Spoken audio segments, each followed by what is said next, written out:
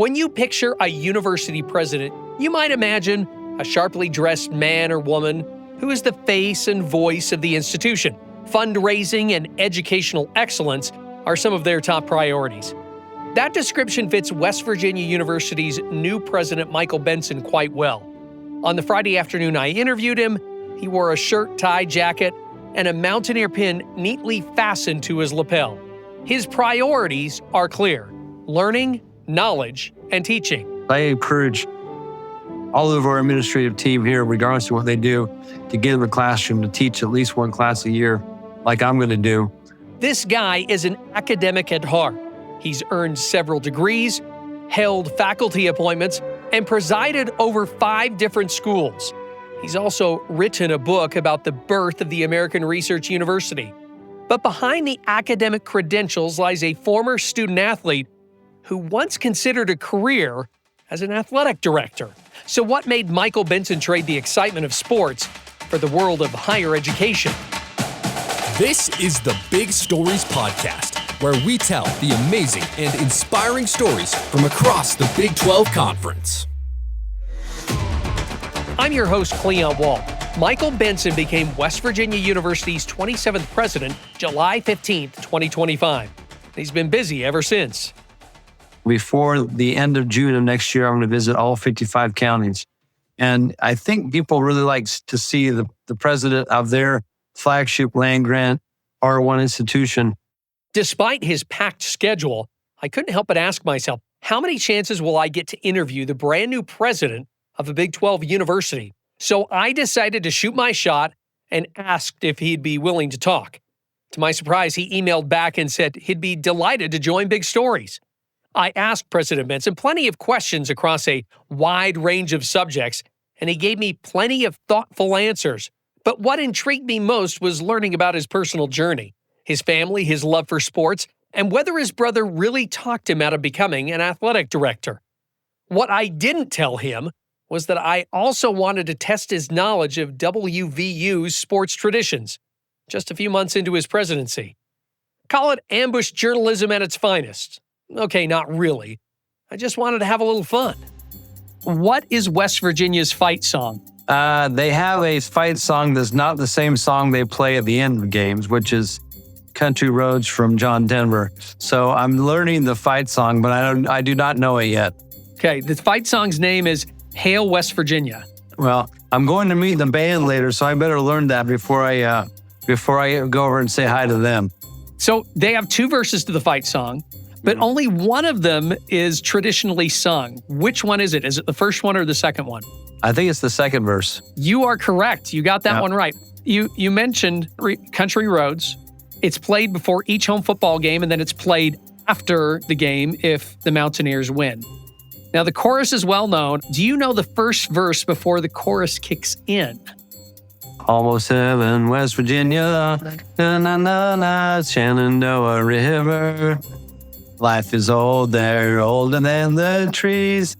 Na-na-na-na-na, silent like a breeze. Oh, wow. Yeah, hey, you go. know what? You got like 60 to 75% of that right.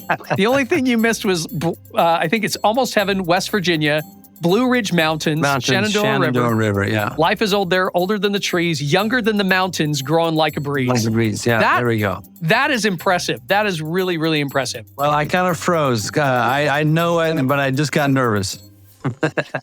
During our video call, Michael could not recall the name of current Mountaineer mascot Cade Kincaid. I met him. He's terrific. He has a pretty nice beard going. Are you gonna grow the beard out and wear the coonskin cap ever?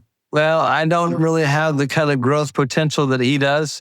By the way, I have to show you this. I've got this right here on my desk. So this is a statue that's right outside my office.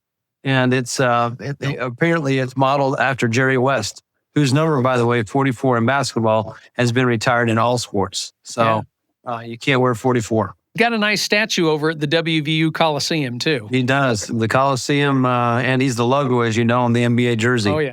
I'm sure he's now up to speed on Mountaineer traditions as West Virginia gets ready to play the University of Pittsburgh in the backyard brawl. It's pretty intense. We have a lot of kind of cross-pollination. Our university council here at WVU. Her husband is a Pitt grad and a proud alum of that university. And there are some divided families, but boy, there are a lot of people that you're with the Mountaineers or you're with the Panthers, and I'm looking forward to it. What do you think your job is as the president of the university when it comes to athletics? So first and foremost, I need to be a fan. And a fan means that you are supportive of teams in good times and bad times. President Benson is more than just a fan of the Mountaineers or of the Chanticleers during his time at Coastal Carolina or the Colonels of Eastern Kentucky. He truly understands the power of sports and competition because he's been a competitor himself. I've always been athletic. I've always been active. Growing up in Texas, you had to play football, and I loved football. And I went out for my middle school team in the 8th grade and made the team. The first practice after our first game, I broke my leg pretty severely. And I was in a cast for 14 weeks. So that ended kind of my football career. He moved on to other team sports like basketball and ran competitively. Actually had an offer to run the half mile at the University of Utah. My parents said to me as the youngest of 6 kids, all of whom had gone to BYU, you are not going to Utah. You're going to BYU. I was obedient. I'm glad I did. I really had a wonderful experience there. Part of that experience was coaching basketball at the Missionary Training Center for the Church of Jesus Christ of Latter-day Saints. There were 4 of us, along with myself. We were all coaches. We heard about the tryouts of BYU, so we said, hey, what the heck? Let's go try out for the JV team. And guess what? All 5 of us made it. And we had a great time. Now, what we learned is that they had scholarship players that had signed, hotshot recruits out of California and Arizona. And guess what? We didn't get any playing time. They brought these scholarship players. And we learned that, we were the practice dummies in many ways, but it was a chance to play in the Marriott Center. Before Buckets Benson graduated from BYU, he contemplated going into athletic administration. There was a athletic director during my tenure at BYU named Glenn Tuckett, a handsome man, beautiful white hair, always put together, perfectly tied tie. And I would see him and I thought, man, I would love to do that. He looks so sharp. He's articulate. He's handsome. I aspired to be all those things. And he gets to be around sports. And then I realized that, that's a hard field to get into. Your brother was quoted as once saying, he helped convince you not to go into athletic administration. And he basically, I believe the quote said, he couldn't imagine that you wearing sweats all the time. So I want to know what he said that convinced you or at least helped to move you along that path? Or was he just telling a tall tale? Well, if you knew Steve, he was kind of a smart aleck. And he was good at that. And I think he remembered me from my MTC coaching days where I did wear sweats. And I've never seen an athletic director wearing sweats around. Maybe in high school or, a junior high coach or whatever. But yeah, he had this view of, why do that, Mike, when you can, be around the life of the mind all day long and around academicians and teach and be a scholar. He was never shy on giving me advices. Steve died in July of 2025. I'm going to miss him terribly. I really loved and respected him, admired his courage that he had. After my study abroad experience in Israel in 1988, I decided I want to go the academic route. And that's where I got a doctorate at Oxford in Middle Eastern history. And I'm really glad I did. Michael also played some hoops for the British schools basketball team. From there, Benson held a variety of roles, both inside and outside the world of education, eventually being named president of Snow College at just 36 years old. During that time, he also got married, welcomed 2 children, Emma and Samuel, and later went through a divorce. In Utah, you hit 30 and you're not married and everybody thinks they have to fix it for you. Debi Benson's mother was one of those fixers. She gave her daughter's phone number to a Snow College trustee who encouraged Michael Benson to call her from the small town of Ephraim, Utah. As my brother was looking up who this Mike Benson from Ephraim, Utah was, he's like, what does he do? Is he a turkey farmer? And I said, I don't know. All I know is he lives in Ephraim. And long pause, and my brother said, the only Mike Benson I can find is the president at Snow College. And my immediate reaction was, oh my gosh, how old is this guy? So I Googled him, and learned a lot about him before we even went out on our first date. Our first date, we played pool, and I beat him. So I knew we would have a second date. And we dated for about 6 months before we were engaged. When you married your husband, did you expect this like whirlwind tour of living in so many different places? No, but I also didn't know what to expect. That first year of marriage, I quit my job. I moved to a small town. I sold my house. I got pregnant, and he got a job change within 6 months. Truman was born, 3 months after I took the job at Southern Utah in 2007. My dad's hero is Harry S. Truman. So, my dad got married to my mom, and she had no say in the name. It's fine by me because now his hero is he loves Ulysses Grant. So I'd much rather be called Truman than Ulysses. Tatum was born in 2008, Talmadge in 2010. It was kind of fun when we had all three at Southern Utah. We were the Thunderbirds, the T-Birds. So our kids are Truman, Tatum, and Talmadge. So they were the T's, the three T's. And we call them the Thunderbirds as well. But in Eastern Kentucky, they adopted a lot of the traditions there. We kind of traded in the black and red for maroon. And then to go to Coastal, where, as my wife says, everybody looks good in teal. It's brought us together as a family, incredibly close. Then came the opportunity of a lifetime to be the president of West Virginia University. We hadn't told the kids anything yet. We just didn't want to disrupt anything. And when he became a finalist, I looked at him and said, it's time to sit down with the kids and talk to the kids. When he told us about West Virginia, it was definitely a little bit of a shock because we had just gotten set really comfortable in Myrtle Beach. For me, I was like, Dad, do whatever you want. I don't care. Personally, I'm going to college. We all decided he was going to withdraw his name and it wasn't going to happen. And once he did that, the phone calls started flooding in from everyone and their dogs from West Virginia calling and asking him to please resubmit his name. And so he did, but we never said anything to the kids about it.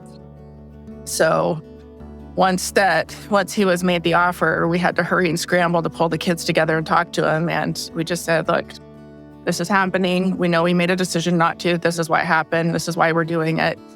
How are you feeling about it? And everyone, all the kids have been great. It's like, if this is what you think you need to do, to fulfill what you want to do. He obviously wanted to be at a Research One University. That's been his dream since he was started as university president. So I knew that this is something that he'd been dreaming of. Our daughter is a senior this year. We had some one-on-one conversations with Tatum and said, if we know how hard it is to move your senior year, if this is something you would like to do, we'll make arrangements and we can figure it out and let you stay and graduate here.